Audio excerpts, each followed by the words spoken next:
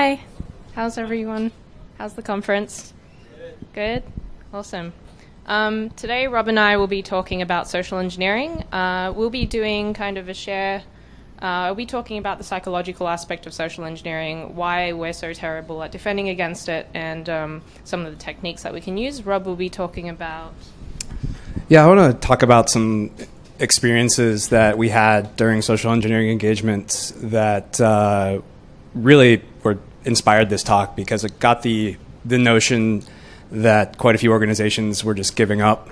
They didn't really want to do social engineering engagements because they're like, well, we know that someone can get in. We're going to focus on our resources elsewhere and just kind of ignore the fact that we know someone in an organization could be coerced into running a malicious payload or could be tricked into giving their password to someone.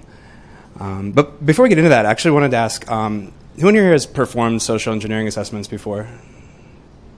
Okay, a few people. Who's been a victim of social engineering? Are you sure? Who has a concern that their organization may be or may have already been a victim of social engineering attacks? Okay, almost everyone. Yeah. So the inspiration for this came from kind of some of those experiences, but also while I was in the shower listening to the Foo Fighters, heard this lyric and I thought about The Pretender, which made me think of social engineers, and also the Never Surrender. That's really where the inspiration for this came, because so many organizations really were kind of giving us that feedback that they had given up and they didn't really know what to do to protect themselves against social engineering. And the other aspect of this was I now have the pleasure and opportunity to work with one of the best social engineering talents in the industry, which is Christina. So I kind of wanted to team up with her and put this together. So just some short introductions. I'm Christina. I'm actually from Australia. I moved to San Francisco a month ago. Upon entering Pittsburgh, I saw my first white-tailed deer and my first lightning bug. This was all yesterday. Which has been a new experience for me. I've participated in the DEF CON Social Engineering CTF 3 years in a row, and I've won highest scoring OSINT report for 2 of those. Yeah. I wanted to mention that she's basically going for as many rings as the Steelers, but with DEF CON CTF challenges. I don't know what that means. We'll tell you later. Sorry, what was I going to say next? Oh, I work as a pen tester, and social engineering has been an interest of mine for many years at Bishop Fox. Yeah, we both work at an organization called Bishop Fox that helps organizations secure their applications, networks, and data. And my name's Rob. I am a Pittsburgher. I was born and raised here. I live in Atlanta now. But I really started into my hobby and then eventually my profession with security right here at PA 2600 meetings over at the Pitt Student Union about 12 years ago. And actually, there's some familiar faces here, and I don't know if it's from other conferences or if it's from Pittsburgh security stuff or just it's like my curse of a photographic memory.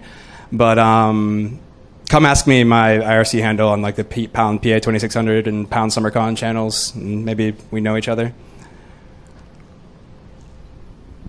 Cool. So let's get into it. Let's get our hands dirty. As always, I'll start with a definition of social engineering for anyone that doesn't know.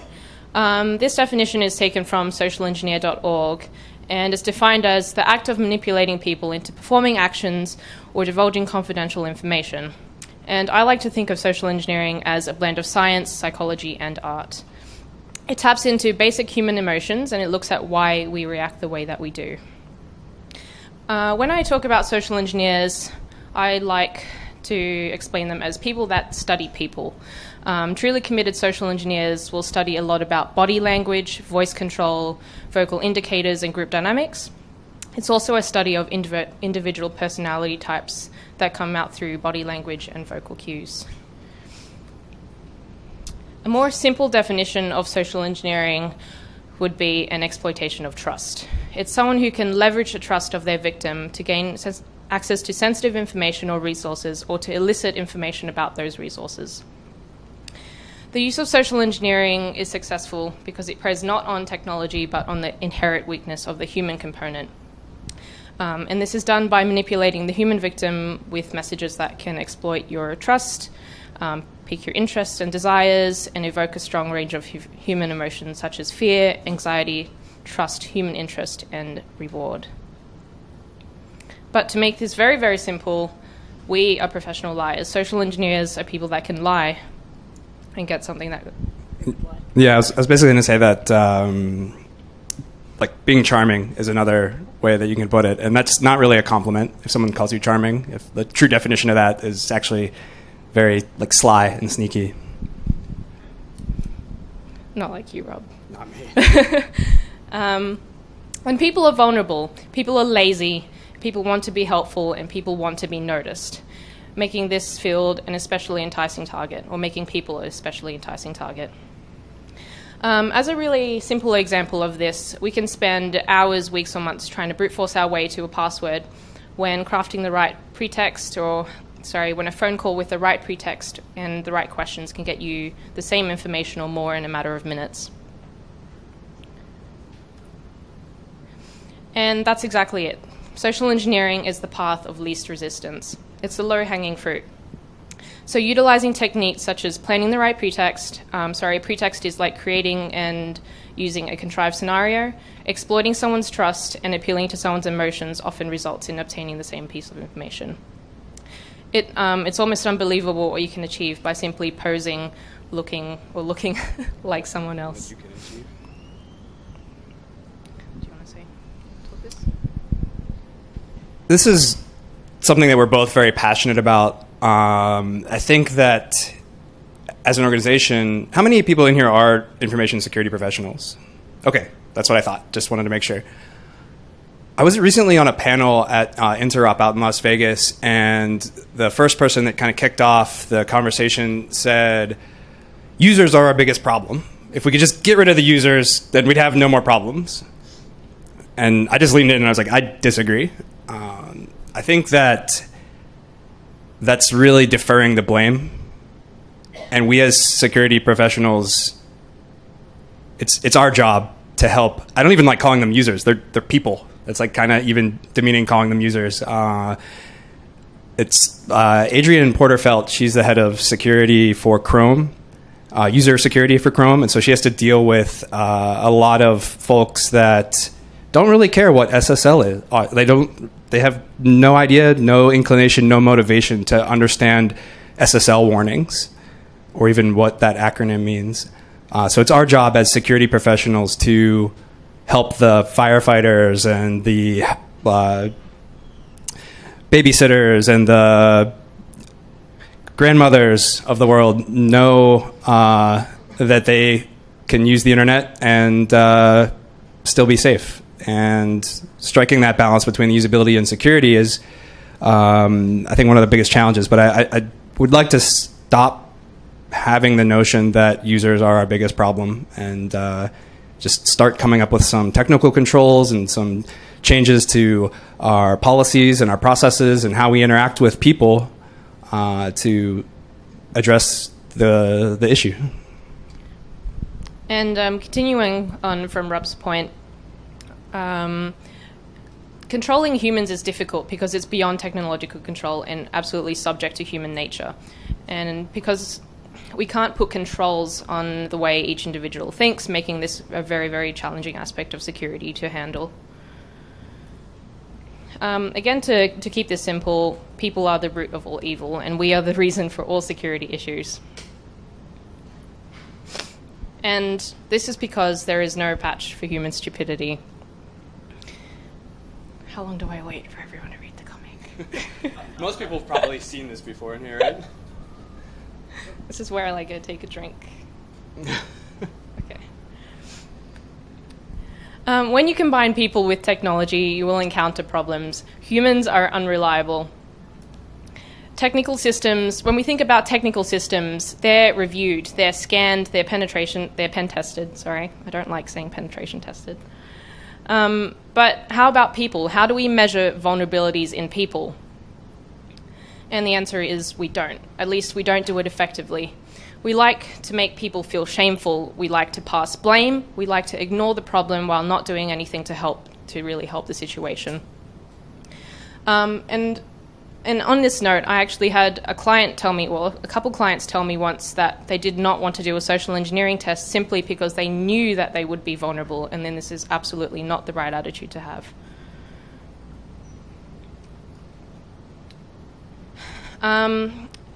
And when I thought about why the client reacted this way, I thought, well, we don't like to do this testing because it makes us feel vulnerable. And we don't like to feel vulnerable. And when you combine people with technology, you get this big blob of mess.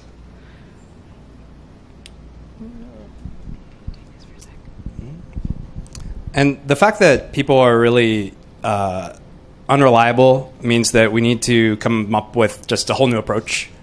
And I think there's a lot of technical controls that are underutilized. There's a lot of the whole going back to the shaming and blaming approach. I've heard so many clients that that's their mindset going into solving this problem, and it doesn't work. I've seen it tried over and over again. So it becomes our job to try to convince them to take another route and to really assess what their goals are, and then really ask themselves is shaming and blaming your employees or your coworkers going to help the situation? So what Rob's saying is people are unreliable, and we can't rely on just the human aspect to fix this problem. And this is because, again, people fall victim to basic psychological and physical needs, and people can be easily manipulated and persuaded. I like to give the example of the Cialdini 6, which are 6 useful frames when it comes to social engineering and effectual persuasion. And those can be broken down into authority, so we tend to be influenced by authority positions. Liking, we're influenced by those that we like. Social proof, we look to others to determine good behavior. Scarcity, our value is tied to our availability. Reciprocation, so we feel like we have an obligation to return what other people provide, so just like favors. Commitment and, sorry, I missed scarcity. Scarcity, did I say, I did say scarcity. Social proof is the one I missed. You're fine. All right, sorry. I'll just go to the last one. And commitment and consistency. So we are pressured to remain consistent with prior engagements. You did get all 6. I did? Yeah. Okay, I can't count. She also stayed up all night working on these slides and didn't sleep. So I spent all week working on these. I did not leave it to the last minute. So let me tell you a story. This is one of my favorite stories. At my previous job, on an engagement I had posed as an internal employee for a law enforcement agency. And I did some reconnaissance on this person, or the person I chose as my target. And after doing some research, I found that she was on holidays at Hawaii, and I found this on her Facebook. And from this information, I crafted a pretext on the information that I knew, and that is that she came back early from her holiday. I should tell them it's a pretext. Sorry? I should tell them what a pretext is. A pretext, I think I mentioned it before, but a pretext is like crafting a scenario that you're going to follow when you do a social engineering engagement. So in this sense, a pretext, the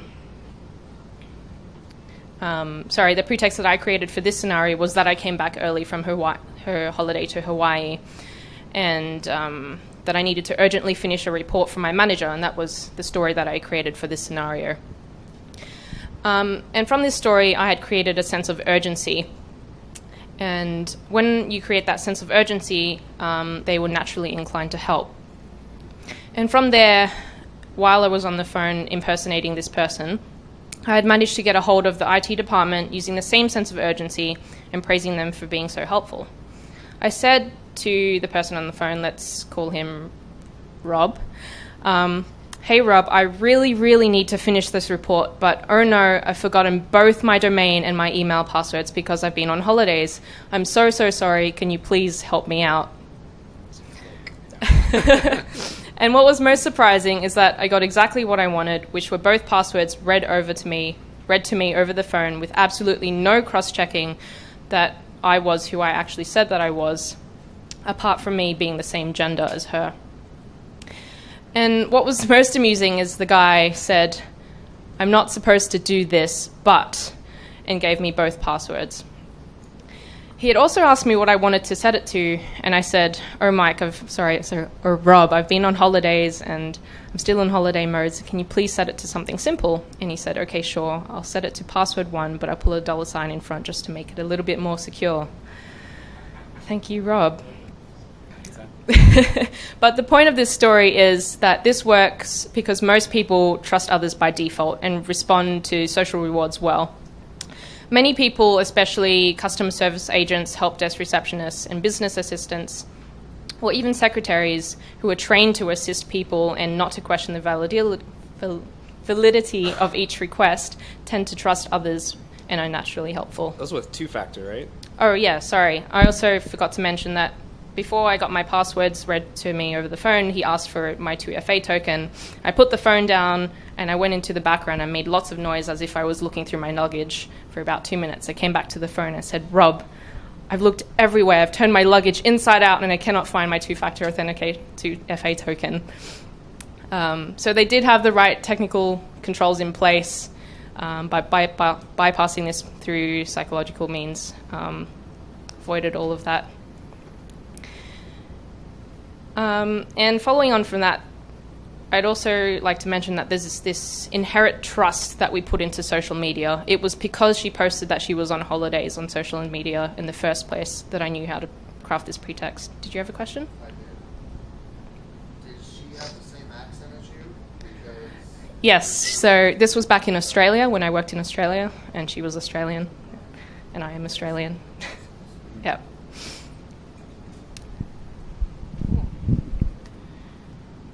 Oh, sorry. Still me. Go ahead. So let me show you how this worked, or a very simple attack model of this story I just told. So we really just need to, can you even see that? Not really. Gather the right information, develop a relationship with whoever your target is, be it through small talk or a common interest, exploiting that trust and executing your attack. Now I can hand it over to Rob. Enough about the fluffy stuff. Rob is going to talk about what we're doing wrong. Yeah, in that scenario, it was nice that there was two-factor authentication, but the fact that there was no process to authenticate the person over the phone, and it was merely Christina was able to create this sense of urgency to coerce the gentleman on the other line to give not only a new password to her, but also a new 2FA token value, and then allow VPN access into a law enforcement agency. So let's go into what we're doing wrong. It really is almost everything.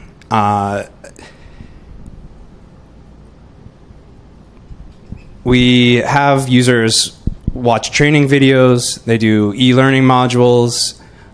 They tick boxes. And there's posters hanging up in the office. But I think that helps folks feel good about themselves from a security awareness training perspective.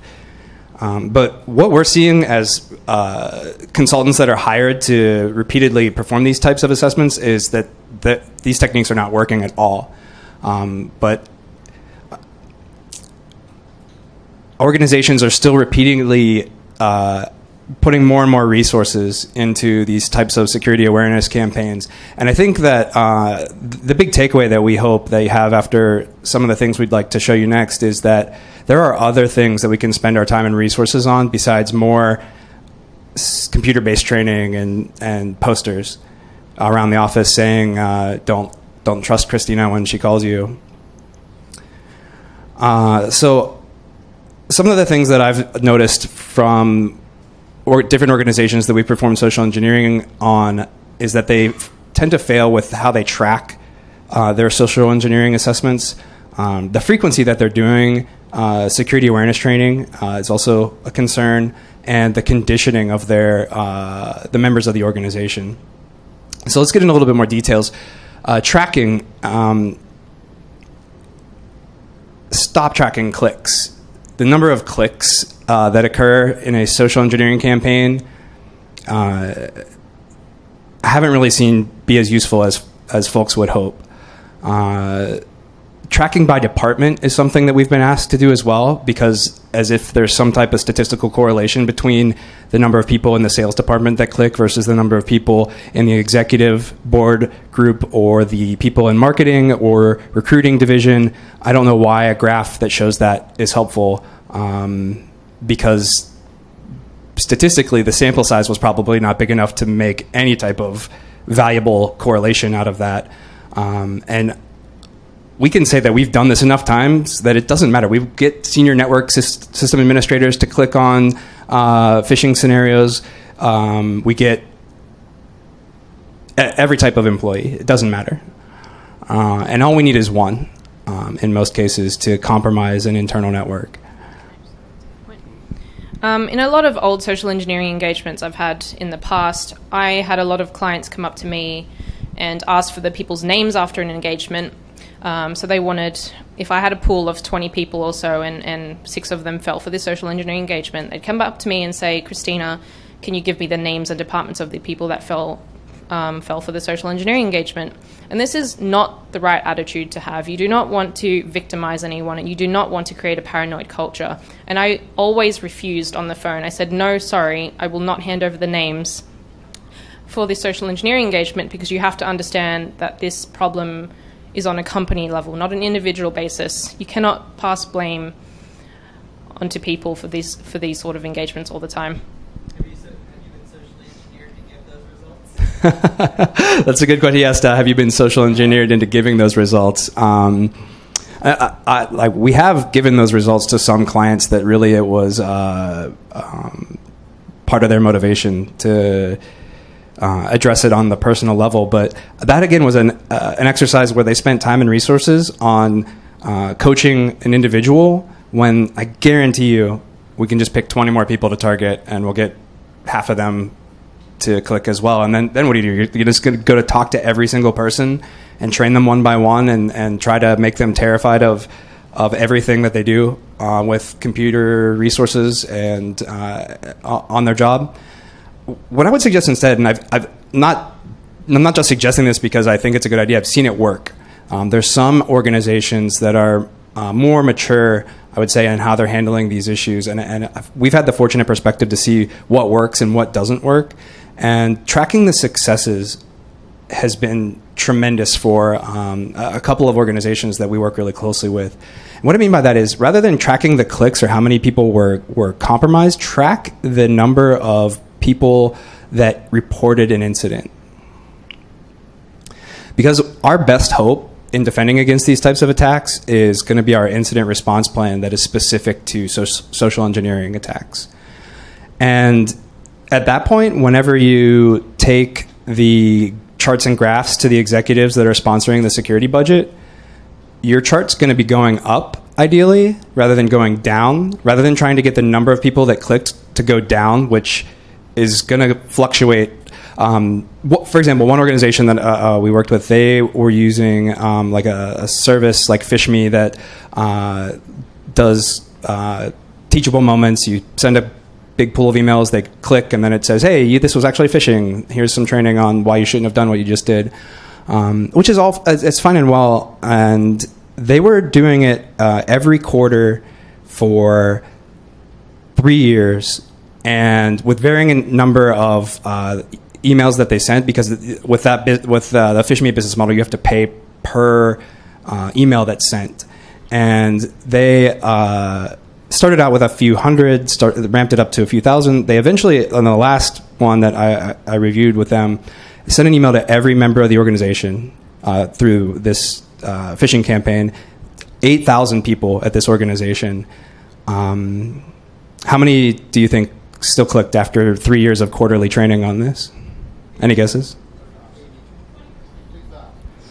1,000, 1/8 still clicked. So That was a lot of time and resources. Sure. I'm sorry to interrupt. Uh-huh. So what did they do on the interim of that 3 years of training? Because I find it hard to believe that you're saying, look for the people that record this stuff instead of the people that Their internal security team made a really nice Prezi presentation that they would deliver to the different business units that they thought needed more attention, that would help raise awareness of all of the types of attacks that they're commonly targeted with. They're actually a media organization, and they do a lot. They have a lot of politically motivated threats that are targeting their employees. They have a lot of celebrities that work at their organization, and they are explicitly targeted for their personal information. And having 8,000 employees in an organization like that and a finite budget for their security team and very, very motivated attackers became fortunately, they actually did, even they have a finite budget, it's still pretty large compared to most organizations. And so that was part of their package, was like, let's fish me everyone every quarter just because we can afford that. But I compare that with another organization that's also very large, and I saw them tracking the number of incident response submissions and basically creating a culture and an environment where, rather than try to go give more training to the people that are clicking more, they were rewarding the groups that were reporting more incidents. Yeah, so ideally that awareness training that's being performed should feed into this strong incident response plan that is specifically geared for social engineering. How many people in here have a detailed incident response plan that they exercise regularly at their organization? Good. How many have one that's very specific for social engineering, for like a phishing campaign or for a phone-based social engineering, physical?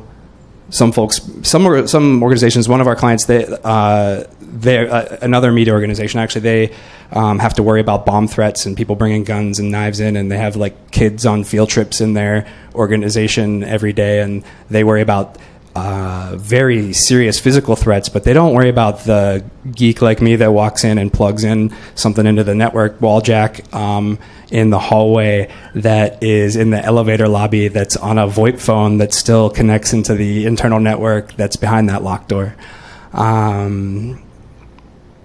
But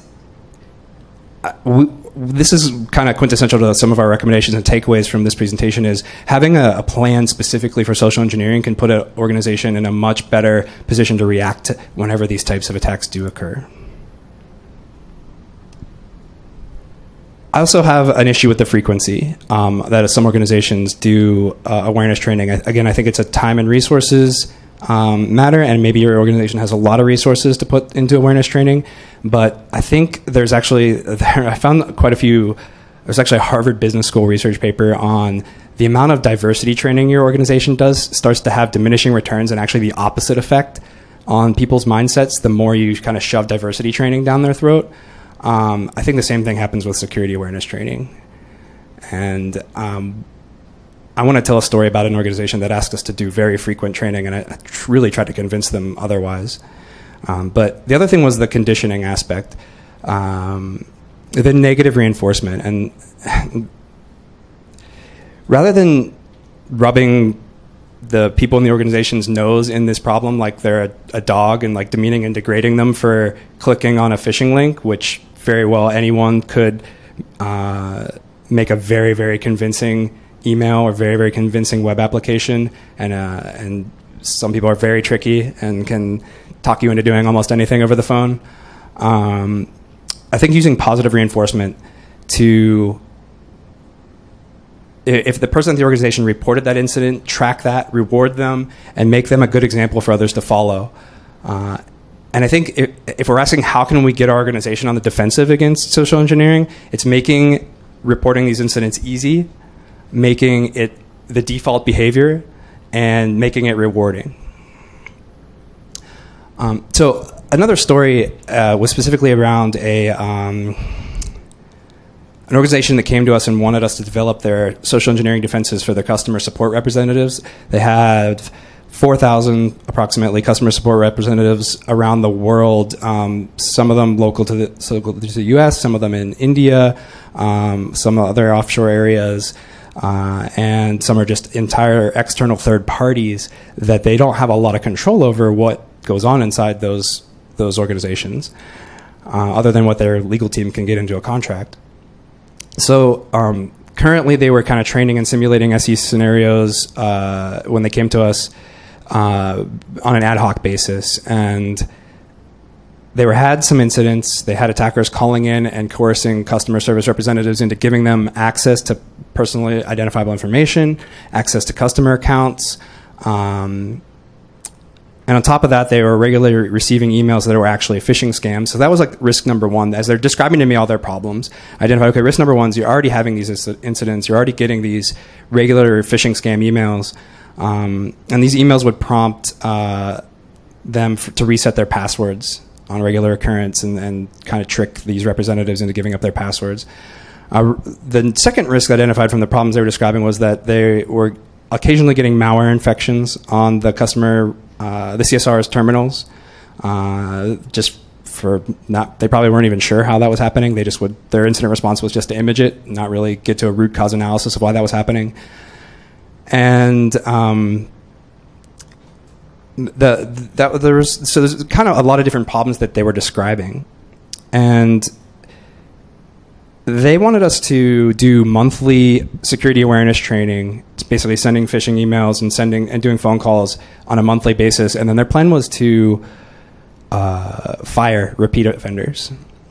And they had a new CISO join recently, and I know that she was actually firing heads of departments in the security unit because they didn't have a good relationship with the other business units, and she felt that they couldn't get anything effectively done because they had the reputation of, we'll steamroll you, or we'll go around you, or you'll get fired if you don't do what security says.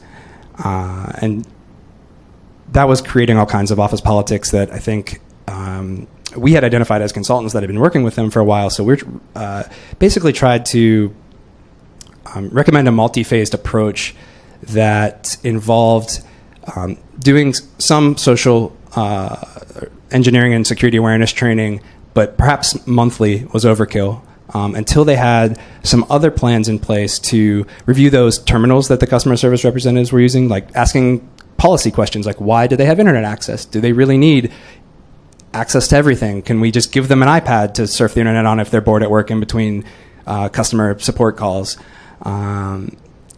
Can we whitelist every application and software that runs on those systems as well and detect any anomalies and abnormal behavior to prevent that risk of the malware infections that were occurring on a regular basis?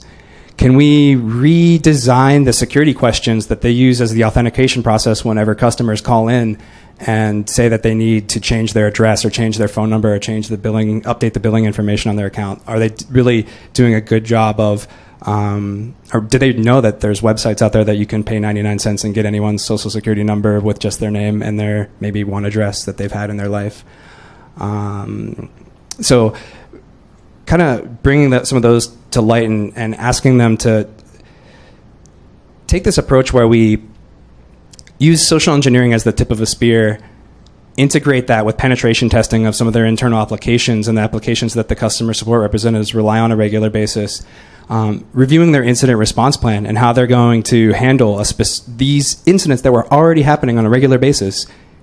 There was no specific incident response plan for it, and really analyzing what their plan was for their people, their processes, and their policies related to social engineering, flowing that into what enterprise security technical controls can we implement. And we have actually a list of 12 of them that I want to get into. Would you mind talking a little bit more about some of the technical controls and defenses around, while I pull this up? What am I talking about? Talk about what you've seen work and not work for defending against your attacks.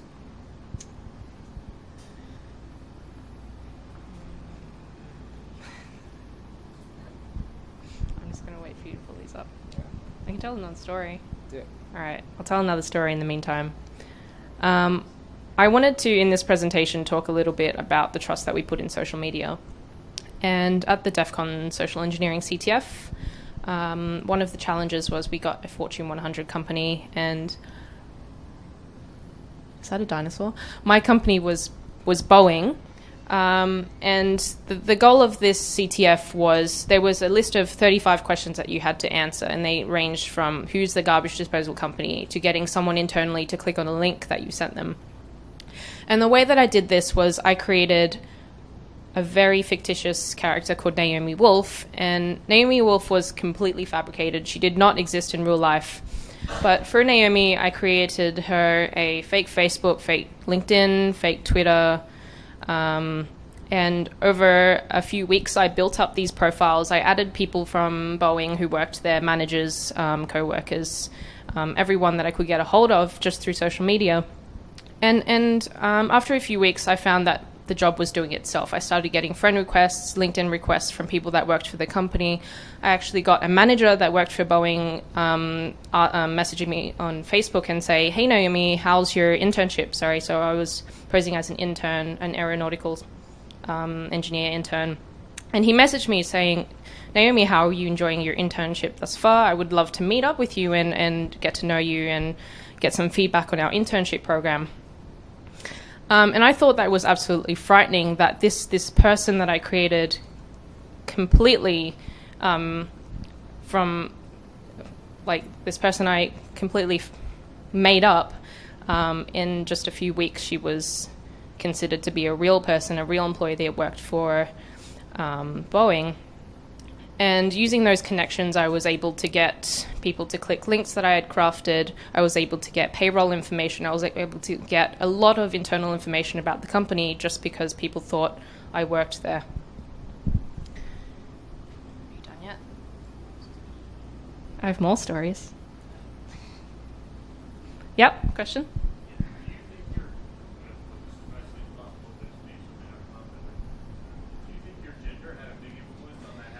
So I also had another slide on genders, and I get this question all the time. Every time I do a social engineering presentation, I get a question, so it's because you're a female, isn't it? And the answer is no. So both genders have their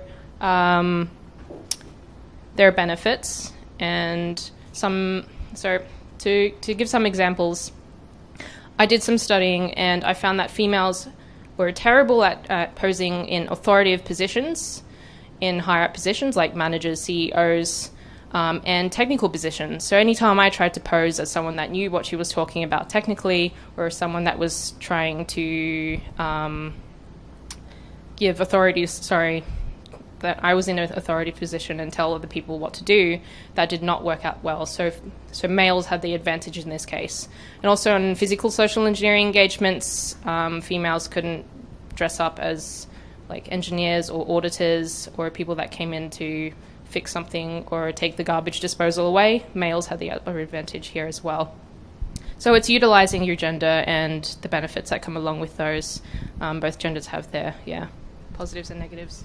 I would agree with that. I just with a change in the tone of my voice can affect the way that people are listening, and it's very effective over the phone whenever you are pretending to be a manager from the IT department and you're asking someone to help get their system up to date and install a patch on it, and their system's the only one that's not up to date in their department, and getting them to go to a website that looks like it belongs to their organization that has fake green progress bar saying has this patch, has this patch, has this patch, and then a red one that says, "Oh, you're missing this one. Just click download and put that on there, and then we'll get you compliant."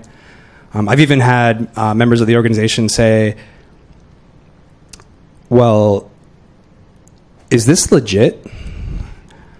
And basically using some of their, and they would then go on to tell me that they recently went through security awareness training, and I kind of used that against the organization even and said, well, we're following up with not only making sure you did the security awareness training, but also that your computer has all the patches installed. We can't get the automated deployment to deploy, but I'm feeling kind of ill today. I didn't want to have to come by your desk and get you sick as well. So if you could just do this over the web app that we set up for it, it'll save a lot of time. And then they just want to be helpful. So I wanted to show you what I have found to be. Text blob. Yeah, sorry for the text blob. Some of these are like the kind of top 12 things that I found that work well and would really put a hampering on what we do when we're performing these social engineering assessments. And I'll walk through these and explain what we mean. An alias for reporting incidents. This goes back to making it easy to for members of the organization. Having like stranger danger at example.com so that whenever someone thinks they got a phishing email, they can just forward it to stranger danger, and there's someone on the other end in the security team that's ready to review and respond to them and say, maybe even with an automated message like, we are currently looking at this and we were planning on letting you know as soon as possible what the next steps are. Implementing, since 2006, there's been some things that prevent email spoofing. Right now, from our research, 99.9% of the Alexa top 1 million allow email spoofing, and that means we can send likely an email from the CEO of your organization to any member of your organization, and it would appear in their inbox just as that person and asking them to do whatever we want. And there are things like SPF that a lot of organizations have in place, and this stands for Sender Policy Framework, but it actually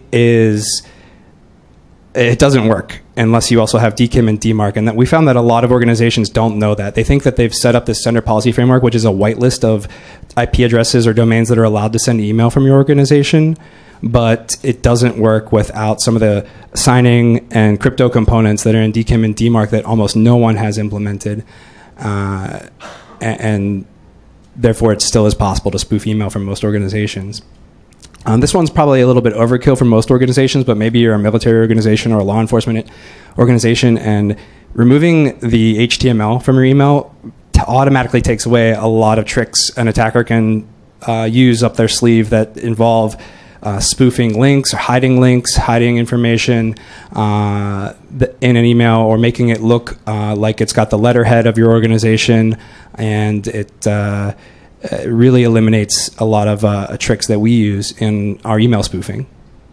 Sandboxing the browser or the email client can also help. Sandboxy is one that actually every person that uses a Windows machine at our organization also utilizes, that basically forces all changes that are made to the system from anything that's running in the sandbox to be done on a copy of that on the file system, or any like registry changes that something may make that maybe you downloaded in your browser, or any file system changes, they're actually made to a copy of that file that you can clean up and throw away if it was something malicious or something that caused damage.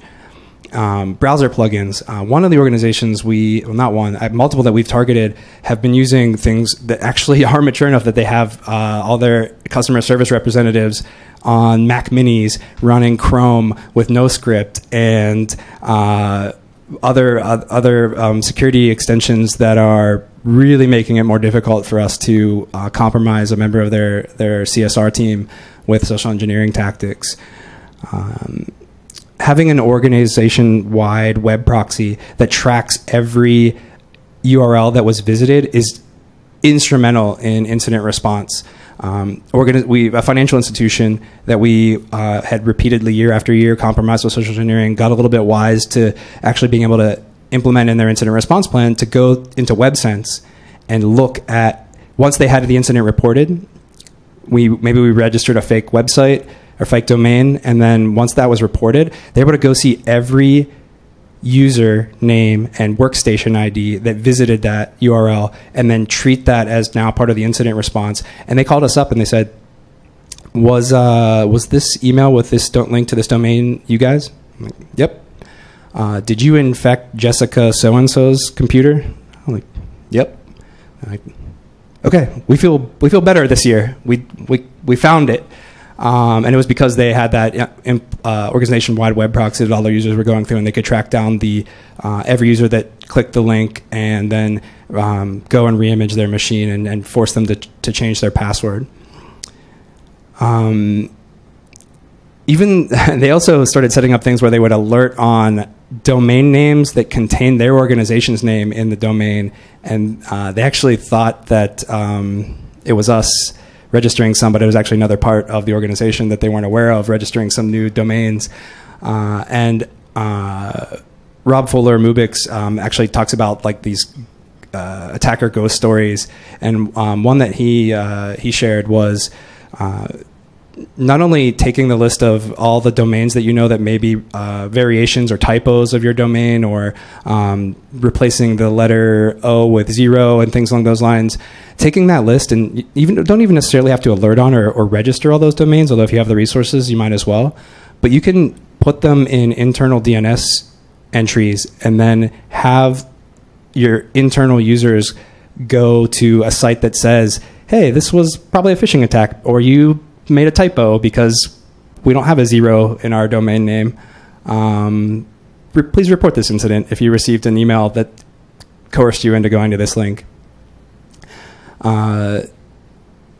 Customization of authentication processes. This is something maybe your bank does, where they make you pick a picture to recognize when you're logging in, can help prevent social engineering as well, or phishing. Basically, if the attacker does not have a piece of information, it's almost in that sense an element of two-factor authentication. It's something that they don't know, but you do. That you pick the picture of the race car when you're logging into your bank, and if you don't see that there, then it's not really your bank's website. Application whitelisting would be having a list of all the approved apps that a customer service representative's machine needs to run. And if you see anything else pop up, that's bad news bears. And some of the basic defense in depth techniques that were talked about earlier today, encrypting data in transit and at rest to mitigate the risk of an already compromised machine or a compromised application from pilfering other sensitive data. One of the financial organizations we work with, they enforce that whenever their users take their laptop home, they can't connect to the internet without going through the corporate VPN, and then they can still do the things like monitor the web traffic through a WebSense style proxy, and make sure that they are kind of overseeing what websites they go to on a corporate issued laptop. And basically performing regular social engineering assessments for the purpose of training the incident response team more so than training the users. I always ask whenever we start out scoping for a social engineering engagement, is your motivation to for this to get a better idea of security awareness levels at your organization, or is it to get an idea of how well your incident response is for social engineering? And often they say both, but I think a trend towards spending more time training the incident response team than trying to train everyone in the sales, marketing, or recruiting departments can yield a lot better return on investment. Question time. So, I understand that you said you don't want to punish the user, you want to give them positive reinforcement. And you also said that there's a lot of technical controls you can put in place, and that list was really good. But surely there's some value to training users. And if you agree with that, then what kind of stuff? Posters, feed-based training, lessons? Yeah, so I didn't mean to knock posters too much. I do think there's value in security awareness training. I think gamification, and I think you may have some comments on this, is a great way to make it rewarding and make it somewhat competitive, even maybe between coworkers, to be the best at reporting social engineering incidents. And I think that depending on, it's really got to be custom, the recommendations, but depending on your organization, if you're an organization that has a very small security team and a very limited, finite budget, you may want to only do a minimum amount of training that's required for compliance. She may have a different opinion. No, I agree. This talk was not meant to sound like you should forget about the human aspect. Absolutely, you should still consider training humans, but there's also technological controls that you need to consider. You cannot rely on a human because, like I said, they're related. We fall victim to psychological attacks. And again, gamifying security awareness training, try to make it fun. Don't make it a paranoid culture. Don't make people bored of like reading your e-learning module with this clip art and tick boxes. You need to make it fun. You need to make it engaging. You need to make the end user want to do this training, or at least not hate doing the training. Yeah, I was going to say, as pen testers, we're often required to still do the training before we're allowed to use that internal domain account. And oh man, I've seen some really bad ones that I can just keep clicking the multiple choice until it lets me through, or just like disassemble the flash and go to the end link that says, "Yep, you completed it. Here's your certificate." But That's how I did all my training. So we can do better than that. If you are going to do training, at least make sure that you're measuring the effectiveness of it. A lot of organizations, I've asked them, it's like, how are you measuring the effectiveness of your training? And they're like, I don't know. We just do it. I just remembered something very interesting that someone said to me last time I presented on this topic, and that is, when you get a phishing email, or when you get an email or a phone call that makes you want to react in some sort of psychological way, like something that is creating a sense of urgency, something that is appealing to your desires, just stop and think for a second, saying, why does this person need this information from me right now?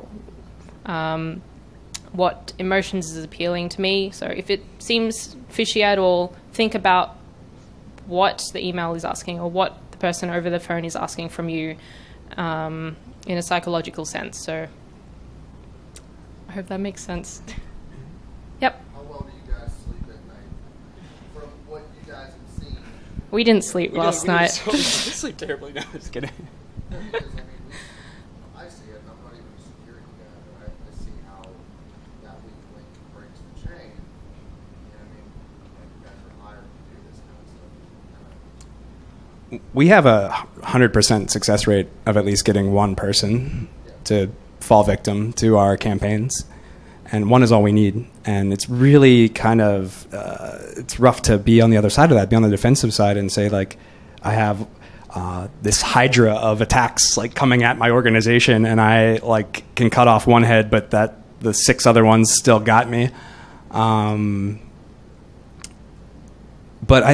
I really would like to see it treated as a finite resource problem. Say, okay, I have X amount of people, I have X amount of dollars in my budget, here's what I'm going to do with it, here's my priorities, and here's how I'm going to mature my organization's security so I can sleep better at night as a defender, and say that I got my organization this year to implement SPF, DKIM, and DMARC properly, so now at least attackers can't spoof email from our organization, and that's their progress. And then they can show that to their management and say, we did good. We're making progress. And do you guys see any forefront on the hiring process and whatnot, where they go through and sort of put those types of things that you guys show them into just the hiring process to see, are we getting that right kind of person that's sort of savvy and whatnot? Sure. And it really is. It's kind of funny because we work with a lot of different industries. We work with a lot of different sizes of organizations, from Fortune 100 to startups, and really have to be cognizant of this is what you're going to be able to do here and now, and here's what we should hire. For these values. Did you break it? We have one more slide. Oh my gosh. I think. We're seeing a lot of organizations actually want to outsource their IR, their incident response, even to us. And honestly, we have had to decline that because we don't have the expertise in-house to take on that level of work. But I think a lot of trend we're seeing is just to outsource and get someone that's an expert in incident response and to help out at the organization. I have one more really cool slide that we wanted to show. Another question back there?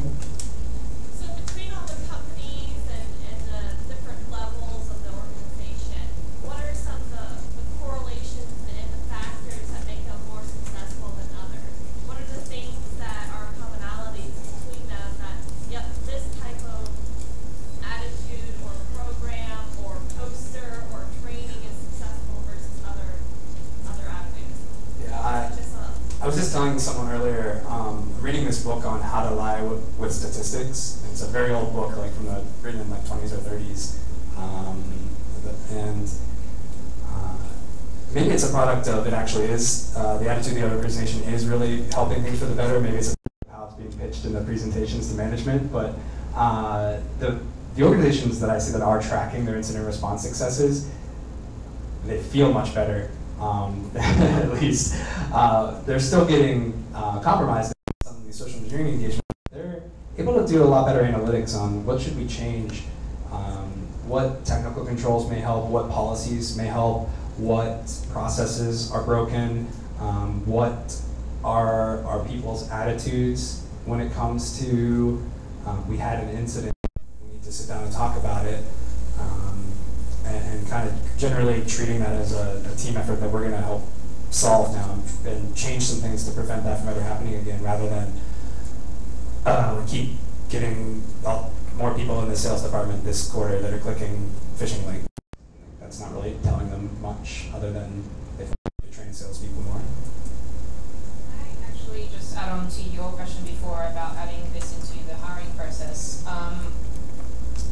It's a good thought to have, but the reality is, or what I've seen a lot, is when a new person comes on board at a company, usually at bigger corporations, they have a huge onboarding process. They have heaps of security modules. They have heaps of training about how to write reports or how to do your timesheets, and it becomes this huge confronting list of stuff that the employee needs to do, and security is kind of tacked on to the end of that, and by the time they get to that, they're not engaged, they're not paying attention to that security training. So it's a difficult balance to strike in training the user before they enter the organization, and organizations are also very, very fluid. People come in and out all the time, and it's hard to maintain that same level of training among everyone. Yeah, the attitude to fire people just means you're going to have to train the new people all over again from the start. So we had like a really cool Pittsburgh Penguins Gino getting a goal gift that we wanted to show, because it sees your imagination. Any other question back there? Yeah, Christina, you mentioned that you posed as like fake members of companies and stuff before. How often do you get people that go, "Hey, you don't work here. What's going on?" Do you get found out very often? Not often enough is the answer. It definitely does happen. People, sometimes if I'm not spoofing a number, they say, "Hey, your number is not from our organization," or "Hey, your accent sounds really funny. Who are you?" Or "Hey, we don't have a Naomi Wolf working in our organization." So it does happen, and that's good. That's actually good for the organization and good for us, because we like to report on success and failures. So yeah, it does happen. It's not 100% all the time. One more question. I think we got to wrap up. Okay. Is there one over here or no? Sure, in the back. I think I had more of a comment from my experience when I was doing some social engineering stuff. Number one, I think it's important to know your organization, because I will tell you, law enforcement hates gamification. You provide them a game and they're done. They're like, this is stupid. Yeah, knowing your audience, and I think is really important for any whether you're pitching to the executive board on your social engineering results, or you're pitching to the technical folks, or just the general culture of the organizations. And yeah, Just tailoring your training